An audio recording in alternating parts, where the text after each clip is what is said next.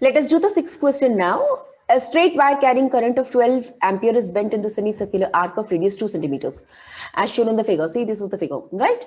Consider the magnetic field at the center of the arc. What is the magnetic field due to the straight segments, right? I've got two straight segments out here. This diagram is somewhat like this. Okay? Current is flowing in the circuit like this. And I want to find out the magnetic field at the center. Okay. Now the current here is 12 ampere and the radius is equal to say R. ठीक है भैया. अब आपको centre में आपको magnetic field निकालना है इन तीनों वायर से. सेगमेंट 1, सेगमेंट 2 और आपके पास में सेगमेंट 3 है. ठीक है. तो सेगमेंट 1 जो यहाँ पर आ रहा है और इसमें जो करंट आ रही है that is equal to 12 amperes. काफी बड़ा सा करंट है और इसके अंदर से भी जाएगा. देखिए यहाँ से ये ओ को कंसिडर करोगे ना, ये पॉइंट ओ को, तो आप देखोगे कि ये दोनों स्ट्रेट लाइंस पर है और ये वायर की वजह से इस पॉइंट तक कोई मैग्नेटिक फील्ड बनी नहीं रही है. कहाँ बनेगी? यहाँ पर जो वायर है ना, तो इसके तो ऐसे ऐसे मैग्नेटिक फील्ड बनता है इसके सर्कुलर में. यहाँ इसके जो साइड जिस साइड पे लेंथ ऑफ द वायर बन रही है उससे यहाँ पर स्ट्रेट पॉइंट पर ओ बन रहा है, तो इसकी वजह से वन मतलब पार्ट 1 जो वायर है उसकी वजह से कोई मैग्नेटिक फील्ड ओ पर नहीं बनेगी. तो जो बनेगा वो सर्कुलर सेमी सर्कुलर वाले से बनेगा. और ये तीसरा वाला, इस पे भी करंट देख रहे हैं 12 एम्पियर जा रहा है, लेकिन इस पॉइंट ओ पर इस वायर 3 की वजह से कोई भी मैग्नेटिक फील्ड बन नहीं रही है. सो जो भी मैग्नेटिक फील्ड बनेगा वो किसकी वजह से बनेगा? इस सेमी सर्कुलर पार्ट की वजह से बनेगा. आपको पता है सेमी सर्कुलर पार्ट की वजह से कितना होता है? जितना सर्कल की वजह से बनता है उसका आधा, है ना. तो सर्कल की वजह से कितना बनता है? तो बोले म्यू नॉट इनटू जो भी करंट बह रहा होगा I divided by 2 times of the radius r multiplied by half. क्यों? क्योंकि ये सेमी सर्कल से बन रहा है ना. तो करंट हमारे पास है 12 ampere, so mu not into 12 divided by 2 times of r multiplied by 1/2. देखो ये दोनों कटा 6 टाइम्स, 6 से कटा ये हो गया 3 टाइम्स, सो आंसर आ गया 3 times of mu not divided by r. अब डायरेक्शन क्या होगा? तो डायरेक्शन जब आप लगाओगे तो फिंगर्स को यहाँ रखिएगा, तो आप देखोगे तो मैग्नेटिक फील्ड जो है वो आपकी तरफ बाहर की ओर आ रही है. चलिए हम एक और वायर लेते हैं, सेम है, और इसमें जो करंट फ्लो हो रहा है फिगर कुछ ऐसे बना लेते हैं. वापस से वायर ऐसा है और इसके सेंटर पर मुझे मैग्नेटिक फील्ड निकालना है. सेम है और करंट का डायरेक्शन भी सेम है, बस जो ये सर्कुलर पार्ट बना है वो एक ऑपोजिट डायरेक्शन पे बना हुआ है. तो इसकी वजह से जो magnitude of the magnetic field बनेगा, क्योंकि 12 एम्पियर करंट इसमें भी जा रहा है, बट इस पार्ट में अगर जब अपन ने घुमा दिया तो direction of the current board के अंदर चला जाएगा. हाँ, तो इसमें क्या हो गया आपका?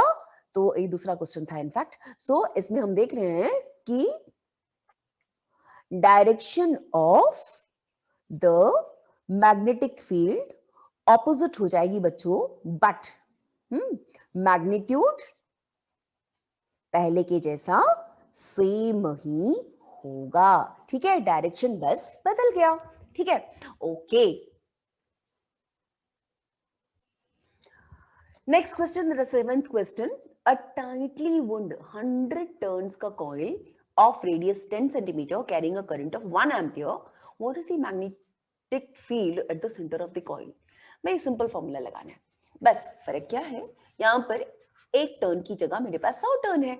बस फॉर्मूला लगाना है mu not into I divided by 2r, लेकिन मल्टीप्लाइड बाई 100 कर दो, है ना. तो आपने देखा कि जब हम वैल्यूज लगाते हैं म्यू नॉट अपॉन 4 की वैल्यू होती है 10 to the power of -7. और क्यों लगाया आपने? क्योंकि इसकी वैल्यू देखो म्यू है, इसको मैंने 4 से मल्टीप्लाई किया, आई वही रहने दिया और बाकी सबके वैल्यूज लगाया, तो इतना टेस्ला बन रहा था. 6.28 into 10 to the power of -4 Tesla. बस मैग्नीट्यूड लगानी है और कैलकुलेट करना है. अगला क्वेश्चन थोड़ा सा इंटरेस्टिंग बढ़िया सा है ना. यहाँ क्या बोल रहा है?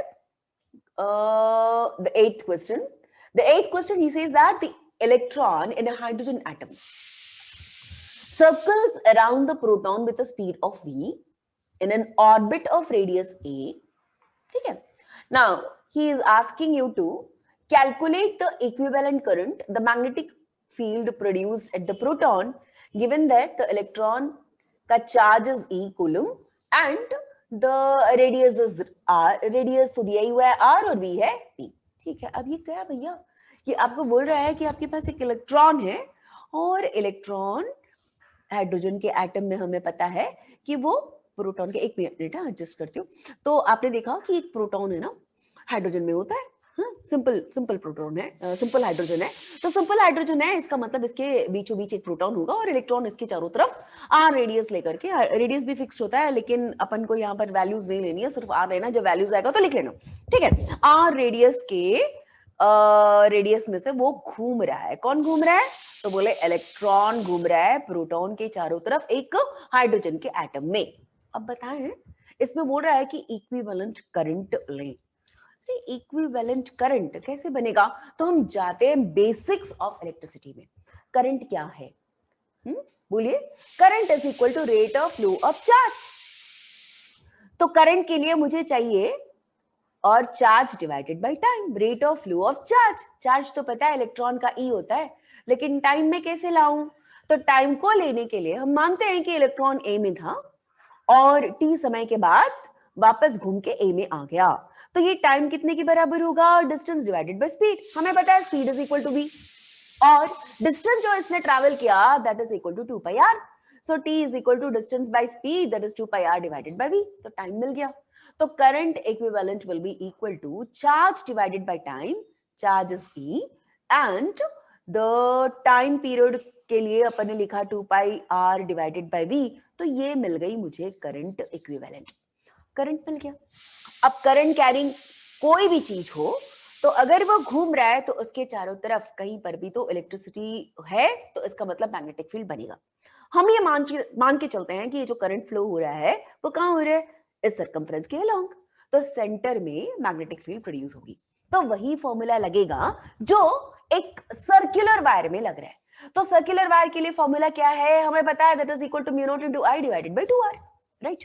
अब लगाइए, तो ये रहा मेरा mu not divided by 2r और i जो हमको यहां से मिला half ev divided by pi r। तो हमने इसकी वैल्यू को लगा दी और ये रहेगा जो प्रोटॉन के पास मैग्नेटिक फील्ड किसने बनाया? तो बोले इलेक्ट्रॉन के घूमने की वजह से बन गया, ठीक है। Okay, so let us move on to the next question. And the next question, two wire loops P Q R S P, देखो यहां आ गया P Q R S और वापस P is formed by joining two semicircular wires of radius R1 and R2। देखो अंदर की जो wire है उसकी रेडियस है R1 और बाहर की जो सर्कल है उसका जो रेडियस है semi circle, in fact that is radius is R2। दोनों वायर में current I, they carry current I as shown in the figure, find the magnetic field at the center। यानी हमारे पास करंट जा रहा है इस दोनों सेमी सर्कुलर वायर में से, जैसे हमारे पास डायग्राम में शो किया हुआ है। मतलब ये है P Q R S और ये P और करंट इसको इस दिशा में बह रहा है। पूरे में एक ही वायर है तो करंट एक ही होना चाहिए। हमें मैग्नेटिक फील्ड C पर निकालना है। तो सबसे पहले हम देखेंगे कि जो मैग्नेटिक फील्ड C पे बनेगा वो किस किस की वजह से बनेगा। तो B because of the part of the wire PQ, ये जो PQ है इसकी वजह से जीरो मैग्नेटिक फील्ड बनेगा, ठीक है। What about the part which is formed by the part RS, the magnetic field जो बननी है किसकी वजह से? पार्ट RS की वजह से। ये देखो स्ट्रेट वायर है, हाँ कहां पर है ये? B बन रहा है RS, देखो ये। अब यहां से करंट जा रही है C में, कहां बनेगा? हाँ जो भी बनेगा ये गोल गोल गोल गोल इस वायर के चारों तरफ बनेगा, इसके ऊपर या उसके नीचे कहीं तो नहीं बन रहा है ना। तो इसका मतलब है सीधा, जैसे लाइन अगर ये वायर ऐसा सीधा है ना तो इस पॉइंट पर और इस पॉइंट पर कहीं नहीं बनेगा, जो भी मैग्नेटिक फील्ड बन रहा है इसके गोल गोल में ही बनेगा, ठीक है। तो अगर PQ वायर की वजह से कंसिडर करें या RS वायर की वजह से कंसिडर करें तो C पॉइंट में इन दोनों की वजह से कोई मैग्नेटिक फील्ड नहीं बन रही है। तो जो कुछ भी बन रहा है एट द सेंटर, तो उसकी वजह जो भी है वो सर्कुलर पार्ट है, यानी हमको मिलेगा due to the semi circle because of the part 1 and also due to the part that is of the semi circular wire which is equal to B2, ठीक है। अच्छा, B1 की वजह से आपको जो मैग्नेटिक फील्ड बनेगा वो कितना बनेगा? Semi circular part. तो सेमी सर्कुलर पार्ट का होता है mu not into I divided by 2 times of R1, क्योंकि अंदर की जो वायर है उसकी जो रेडियस है that is I know it is given as R1, ठीक है। अब लेकिन पूरे सर्कल का हुआ ना, मेरे को तो सेमी सर्कल लेना है तो हाफ कर दिया। अब वेक्टर क्वांटिटी है तो डायरेक्शन भी लेंगे। तो इस चीज में अगर अपनी हाथ राइट हैंड रखिएगा, जहां पर करंट जा रहा है वहां पर अपने फिंगर्स को, और सी जहां पॉइंट हो रही है ना वहां पर आप अपने थंब को रखिए। थंब का जो डायरेक्शन है वो आपको बताएगा कि मैग्नेटिक फील्ड का डायरेक्शन क्या है।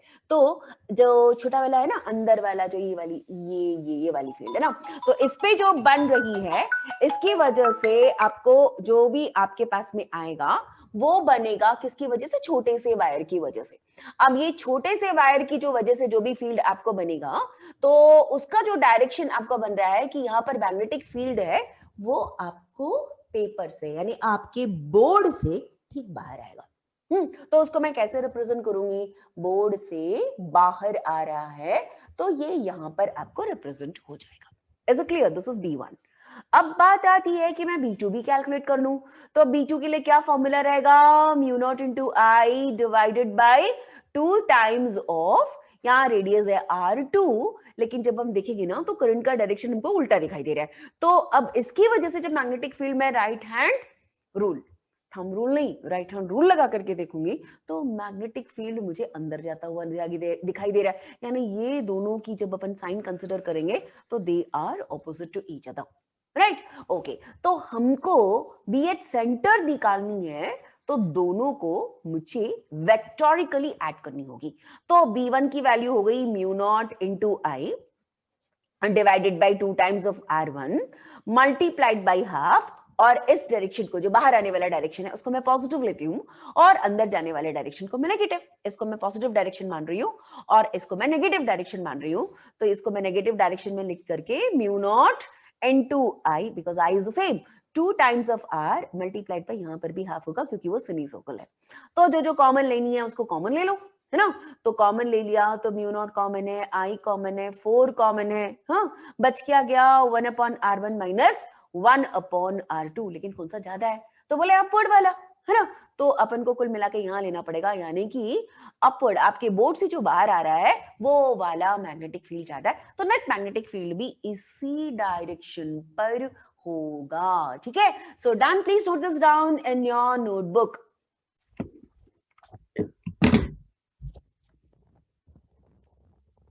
So let us do the 10th question. Now I have got a long horizontal conductor which is shown in the figure. So current I is passed through it. Find the magnitude and direction of the magnetic field induction at the central part. So what you have got? There is a wire and it is a straight wire bent like this, and then again it is going in this direction, right? The current in the wire is equal to I. I want to find out the magnetic field at the point O that is the center of the circular part, right? Now what are the portions which is giving you the magnetic field here? कौन कौन देगा? तो बोले ये wire 1, wire part जो मुझे 2 पे मिल रहा है, और जो वायर पार्ट 3 का मिल रहा है। तो आप मुझे बताइए कि ये जो लंबी सी वायर है ना, इसने लंबा वायर मान के चलेंगे, मतलब मैं इस पार्ट 1 का B1 मानती हूँ, जो सर्कुलर पार्ट है उसकी मैग्नेटिक फील्ड को B2 मानती हूँ, और 3 पार्ट का मैं B3 मानती हूँ। देखिए ये जो वायर की बीच का जो गैप है ना, ये बहुत ही छोटा सा गैप है। तो हम ये मान के चलेंगे कि ये वायर भले से घूम के ऐसे जा रहा है, हम इसको स्ट्रेट पेड मानेंगे। यानी ये जो B1 पार्ट है और B3 पार्ट है, इन दोनों की वजह से जो मैग्नेटिक फील्ड मुझे मिलेगा, कहां पर? यहाँ सेंटर O पर, रेडियस उसकी R है, तो that will be given as, एक इनफाइनाइट वायर से जितना बनता है ना उतना ही बनेगा। यानी कितना हो गया कि इनफाइनाइट वायर से R डिस्टेंस यानी A डिस्टेंस हमारे फॉर्मूला के अनुसार म्यू नॉट अपॉन 4 पाई होता है, एंड ये होगा 2I डिवाइडेड बाय A की जगह यहाँ पर R। डायरेक्शन किस प्रकार से होगा कि वायर स्ट्रेट जा रही है, आप राइट हैंड थंब रूल लगाइए तो आप देखोगे कि मैग्नेटिक फील्ड जो आ रही है वो इस बोर्ड से बाहर आएगी ऐसे। और B2 ये पूरे सर्कुलर वायर की वजह से बन रही है और इसकी वजह से आपको अंदर मिलेगा। तो इसके लिए जो फॉर्मूला आएगा वो कितने के बराबर होगा? Mu not into I divided by 2R। लेकिन इसमें जो मैग्नेटिक फील्ड बनेगा वो आपको बोर्ड के अंदर जाएगा। यानी जब आप B लेंगे तो ये पार्ट आपको लेना पड़ेगा, B1 प्लस B3 का जो टोटल वैल्यू है उसको लेना पड़ेगा, प्लस B2 को लेना होगा। यानी कि you will be getting mu naught upon 4 pi 2i divided by r, but negative direction हो गया, उल्टा डायरेक्शन हो गया ना, देखो b2 का है ना, दोनों जो डायरेक्शन है वो उल्टा आ रहा है, तो एक को प्लस और एक को माइनस लिया, तो ये वाली पार्ट को आपने बाहर आने वाले को प्लस लिया और अंदर जाने वाले को माइनस लिया, so it will become mu not into I divided by 2 times of r. तो इसमें से कॉमन क्या क्या निकलेगा, म्यू नॉट आ गया, आई आ गया और 2 टाइम्स ऑफ आर आ गया। तो बचता क्या है हमारे पास यहाँ पर, 2 को भी अपन, हाँ 2r को कॉमन ले लिए, तो बचता क्या है यहाँ पर, नीचे का 2r कॉमन, 2 कैंसिल हो जाएगा, है ना, तो यहाँ बचेगा 1/पाई और यहाँ आपके पास में बचेगा that is equal to 1, so that will be the magnetic field. और कुल मिला के कौन सा ज्यादा है, तो बोले ये बाहर आने वाला जाता है, तो कुल मिला के ये जो फोर्स, जो मैग्नेटिक फील्ड है ये बाहर की ओर आएगा।